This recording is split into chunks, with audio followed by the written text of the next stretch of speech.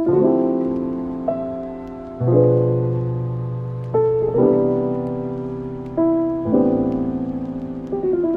guys, so I wanted to make a little vlog of my favorite things from this month, September, and just share with you guys, I don't know, like a little insight into who I am, what I like, and yeah, maybe like recommend things, books, music that you wouldn't have otherwise heard of or tried. I didn't really write or plan out a list for this video, at least not for this like section, so I'm just kind of gonna be rambling. So one of my favorites has been the book Steal the North. I borrowed it from the library a couple of weeks ago and it was just really good. I'll insert it here. And I really recommend it to anyone. It takes place in Eastern Washington, which was really like interesting to me because I lived in Washington as a child for 4 years, and that's like a very nostalgic place for me. And I just really like the story, and each chapter is like from another character's point of view. And basically the story is about a girl named Emmy. Her mother had her as a teenager. Hey guys, don't mind my hair, but I'm currently editing this video and I don't know why, but I was struggling so hard to explain like the synopsis of this book. So I'm just gonna read it online. I found like a short kind of synopsis, and I just figured that'd be easier to understand. Okay, so Emmy Nolan is a sheltered and introverted 16-year-old living in Sacramento with her mom Kate when a phone call comes from an aunt she never knew existed. 15 years earlier, Kate had abandoned her only sibling Beth, fleeing their tiny Eastern Washington town and the fundamentalist Baptist church that had condemned her as a whore. Beth, who's pregnant for what she knows is the last time after countless miscarriages, believes her only hope to delivering the baby is Emmy's participation in a faith-healing ceremony. Emmy reluctantly goes. Despite uncovering her mom's desperate and painful past, she soon finds she has come home, immediately developing a strong bond with her Aunt Beth and feeling destined to the rugged landscape. Then Emmy meets Reuben Tanasket, the Native American boy who lives next door. Though passion-filled and resilient, their love story is eerily mirrored by the generation before them, who fear that their own mistakes are doomed to repeat themselves in Emmy and Reuben. This is a marvelously imaginative and deeply felt debut, one whose characters live at nearly intolerable levels of vulnerability. Yet as fragile as they may seem, Bergstrom has imbued them with a tremendous inner strength, proving that the question of home is a spiritual one, that getting over the past is hope for the future, and that the bond between family is truly unbreakable. Another one of my monthly favorites was going to the library with my mom. I've just been going to all the libraries in our county, and it's been really fun. I've always loved libraries, and I've been getting into reading books again, which has been very enjoyable for me. Another monthly favorite has been my blanket. This is so random. I got a new blanket a couple of weeks ago, and I just love it. I'll insert clips of it here, but it's like a sage green and it has like embroidered little flowers on it. And yeah, I don't know, I'm obsessed with it. Another monthly favorite is Cat's Eye. If you don't know who Cat's Eye are, they're a global girl group created by like the K-pop record label, I think, Hybe Entertainment. They created BTS, I think, but anyways, there's like a whole Netflix docu-series about like how they formed Cat's Eye, and I don't know, I'm just so obsessed with them. I'm such a sucker for girl groups and just groups in general, and they just seem so like wholesome. I don't know, and their music is so cute and catchy too. I'm just really obsessed with it. I like their songs. My Way, Touch debut, of course. My Way and I'm Pretty are so good too though. Those are from their EP Soft is Strong, which I love. I love the EP and the title Soft is Strong. Oh, another favorite is a couple of weeks ago, the show Agatha All Along premiered, and it's so good. I love it. I loved WandaVision so much. It's like one of my favorite Marvel things made by Marvel, I guess. And Scarlet Witch is like one of my favorite MCU characters. I wasn't really into the comics, so I can't really speak on that, but from the movies and TV shows, I love Wanda and just Scarlet Witch in general. And I also love Joe Locke, because I love the show Heartstopper as well, and he's in Agatha All Along, and he's just so good in it. I mean, his accent could use some work, but I just really enjoy it. Premiered a couple weeks ago. Tomorrow is the next episode, the 3rd episode, I think.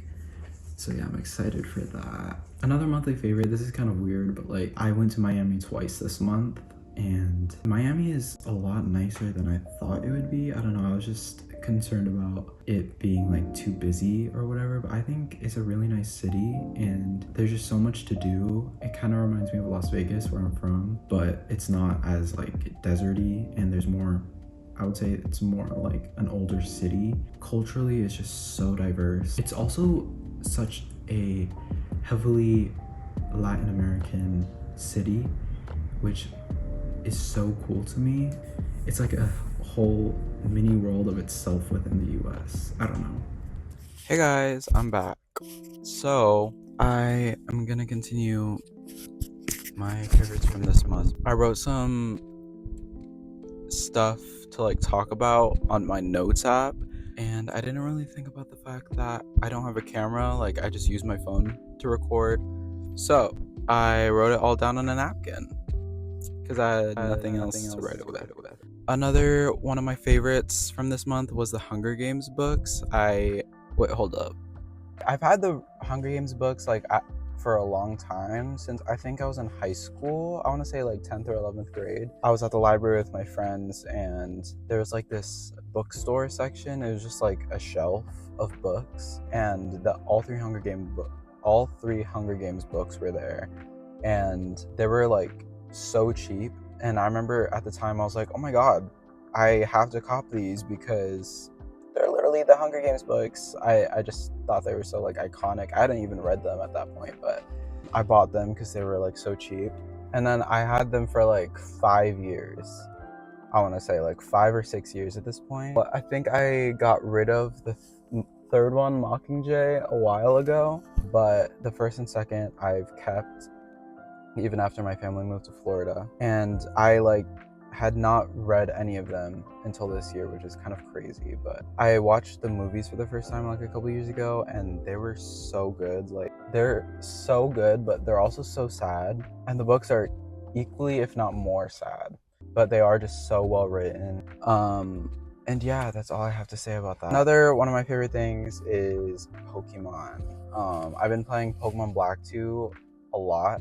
I'm trying to complete the Pokédex because I did that last summer in 2023 with Pokemon Ultra Moon. I had never played that one before, and I just decided to try to complete the Pokédex, and I did. I tried to do that with Black 2 just because I loved Black 2 as a kid. That was my number one. That's my number one favorite Pokemon game besides Pokemon Ruby and Sapphire. Yeah, I just love it. It's just so satisfying. There's something so special and charming about the 2D Pokemon games. Just ever since X and Y, just nothing has been the same. I loved X and Y, don't get me wrong. Those were the only 3D games that I actually loved because I was still a kid when those came out, and I played those games so much. But when Sun and Moon came out, I was just like, this is a little too easy, and it's just it was just kind of boring to me. Granted, I was already in high school, so. I also wanted to talk more about Steal the North because I feel like I didn't really go into depth yesterday about it.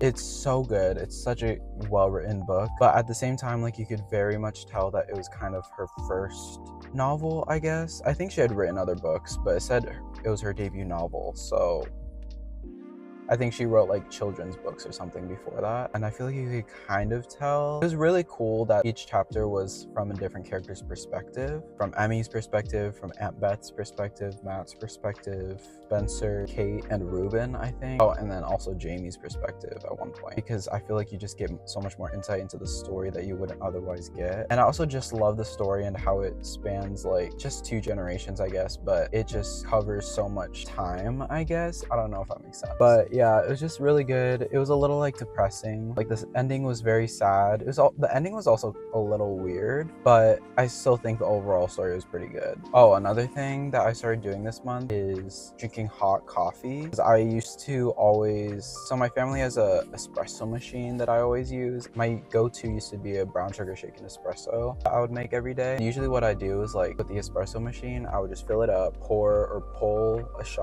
an espresso shot, and then just pull another one from the same grinds, I guess. So it's another shot, but it's not as strong as if you were to do a second shot. But yeah, I don't know, I just feel iced coffee and just iced caffeinated drinks in general have been making me kind of anxious lately, even if I make it myself. So I've started drinking hot coffee, doing the same thing with the espresso, but just drinking it out of the mug and not pouring it over ice.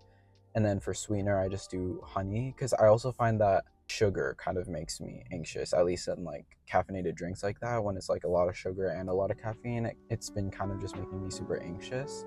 Anyways, yeah, hot coffee, and then I add honey, and then just a little bit of like a non-dairy creamer because I eat calf milk. I think that's all of like my favorite things that I could think of, at least. But I also have a bunch of songs that I've been listening to this month. So there's Short and Sweet by Sabrina Carpenter that came out like the beginning of the month. So good, so good. Just so crazy that how like much she's blowing up, because I've been a fan of her since like Girl Meets World, literally. When she was coming out with those songs, Can't Blame a Girl for Trying, that was one of my favorite songs. But yeah, I love Sabrina Carpenter. Yeah, I don't know what else to say. Short and Sweet was really good. It wasn't like exactly what I was expecting. I was kind of expecting it to be a little bit more country, just because like Please Please Please was kind of country, but it was really good nonetheless. I just feel like the production was just so good and like high quality. Some of my favorite songs from that album, I would say, are Good Graces, Please Please Please, Bad Chem, Don't Smile. Another one is Angel of My Dreams. Angel of My Dreams by Jade, and then Midnight Cowboy by Jade. And she's also releasing a third single, Fantasy, in a couple weeks. And oh my god, I can't wait. I love Jade. I've loved her since... I've been the biggest fan of Little Mix since 2018 when they came out with Woman Like Me. That was like my first time even discovering them, and I've literally been like a super fan. And yeah, now that all 3 Little Mix members are like solo now, I've just been loving their solo music. Another one is It's Okay I'm Okay by Tate McRae. Honestly, that song wasn't like as good as I thought it was gonna be, but I loved her other songs, Greedy and X's. Those were like so good to me last year. Hey y'all. So it is the next day. My phone overheated in the car, and I don't really remember where I left off. I think I was talking about songs. Also, sorry about the lighting. I dimmed it because I didn't want that to be so bright, because this is what it looks like otherwise. Okay, I think that's a little better. Debut. Also, I'm in the same sweatshirt as before. And what about it? I've been loving Touch, Debut, and My Way by Cat's Eye. Yeah, I don't know. I just love Cat's Eye. I'm pretty sure I talked about them already. Cherry on Top by Beanie. Multo by Cup of Joe, a Filipino band. California by Chapo Roan. Diet Pepsi by Addison Rae. And Stardust by Zayn. And I don't think I talked about this already, but I wanted to talk about some YouTubers that I've been obsessed with this month. Sterniola Triplets, Your Mom Ashley, and Emergency Intercom. So first of all, the Sterniola Triplets I've been watching for a while. I'm such a big fan of their content. They're just really funny. And then Your Mom Ashley, oh my god, I've been such a big fan of Your Mom Ashley and her channel, and of course her sister Amber and her brother Andrew, and their podcast, The Beautiful Twin Sisters. They're just so funny, and honestly, they're like one of my biggest inspirations for like wanting to create YouTube videos and like just inspirations for YouTube video ideas. I also love watching YouTubers who aren't like from California and who are like lifestyle influencers. Ashley and Amber and their family are all from New York. And I don't know, I just think it's very refreshing watching YouTubers who aren't from Cali or from the West Coast. Oh, and then Emergency Intercom. Emergency Intercom I've been obsessed with for like the past year. I haven't missed a single weekly podcast. I just love their content so much.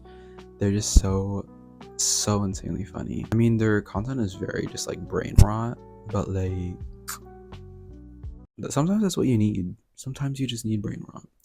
But yeah, right now I would say those are my like biggest like influences in like terms of like content creation. Yeah, with that, I think I'm gonna end this video finally. Thank you so much for watching. I will see you next time.